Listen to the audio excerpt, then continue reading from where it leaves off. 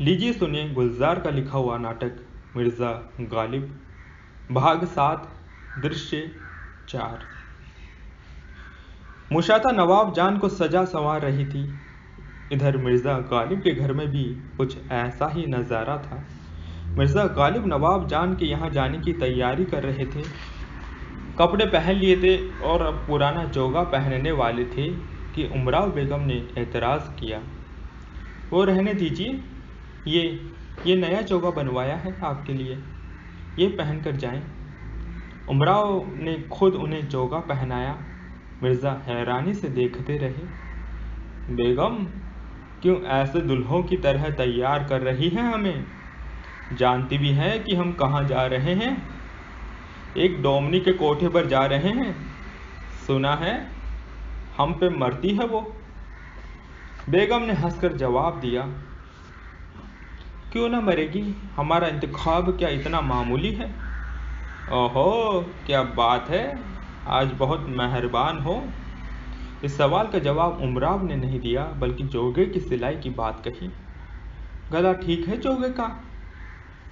उमराव का सारा ध्यान जोगे के गले की तरफ था। उन्होंने एक तजर्बाकार दर्जी की तरह जोगे के गले के काट का मायना किया। उनकी बाह मिर्ज़ा की नज़र के सामने थी।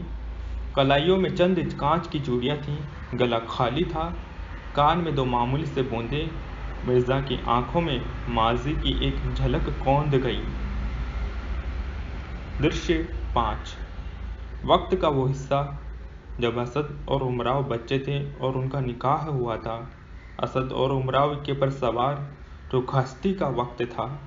इक्के पर बिठाने के लिए जब असद ने अपनी बेगम का हाथ थामा था तब उसकी कलाइयों में सोने के कितने ही जड़ाऊ जेवर थे। कलाइयों में कंगन, उनकी उंगलियों में अंगूठियाँ, कानों में बूंदे, गले में चंदहार, मोतियों की लड़ियाँ, नाक में हीरे की नथ, मांग में जड़ाऊ टीका।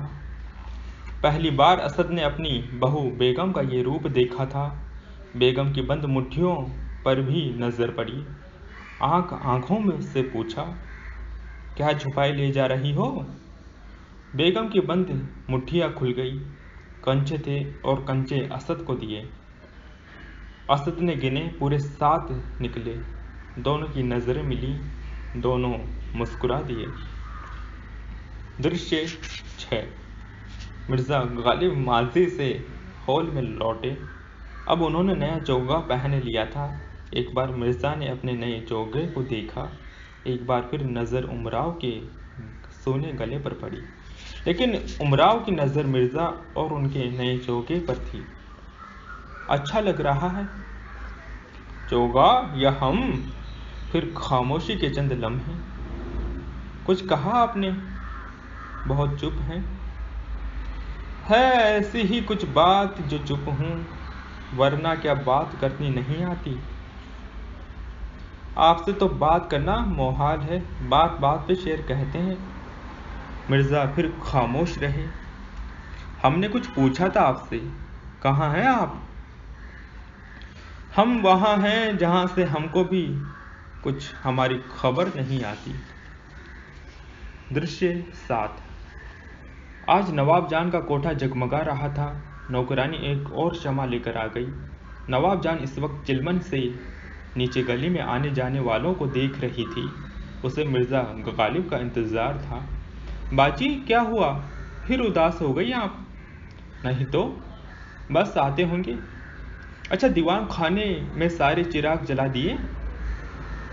जी बाजी, साजिंदे भी कब के आ गए हैं। इस बीच दीवान खाने से सारंगी की आवाज़ आ रही थी।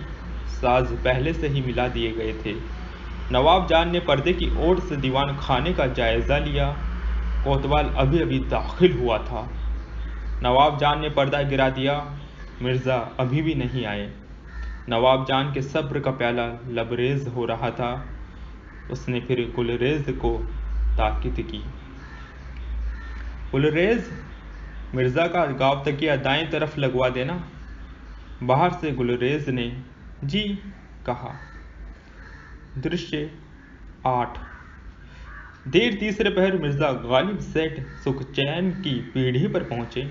उन्होंने कुछ सोने की मोहरें मिर्ज़ा को दे दी। मिर्जा ने प्रोनोट पर दस्तखत करने के लिए कलम हाथ में ले लिया। यकाएक लख्त इतनी रकम की क्या जरूरत पड़ गई मिर्जा गालिब साहब? कहीं सफर पर जा रहे हो? इरादा क्या है? मिर्जा ने कोई जवाब नहीं दिया। कागज पर दस्तखत किए, पैसे उठाए और आदाब कहा। इजाजत दो लाल, आदाब, खुदा हाफिज। मिर्जा पीढ़ी से बाहर आ गए। दृश्य 9। नवाब जान का कोठा। नवाब जान बैठक के बीचों बीच बैठ गई थी। उसने एक लंबा आलाप लिया और हाथ की हथेली से भाव दिखाए। हथेली पर मेहंदी और मेहंदी से लिखा मिर्जा। कोतवाल की नजर पड़ी। उसने टोका, ये क्या लिखा है मिर्जा? मिर्जा कौन? नवाब जान ने दोनों हथेलियां सामने कर दी। एक पर मिर्जा लिखा था, दूसरी पर गालिब। कोतवाल ने नाम मिलाकर पढ़ा, मिर्जा गालिब। कोतवाल ने मजाक किया, ये किस कंगाल से दिल लगा बैठी हो?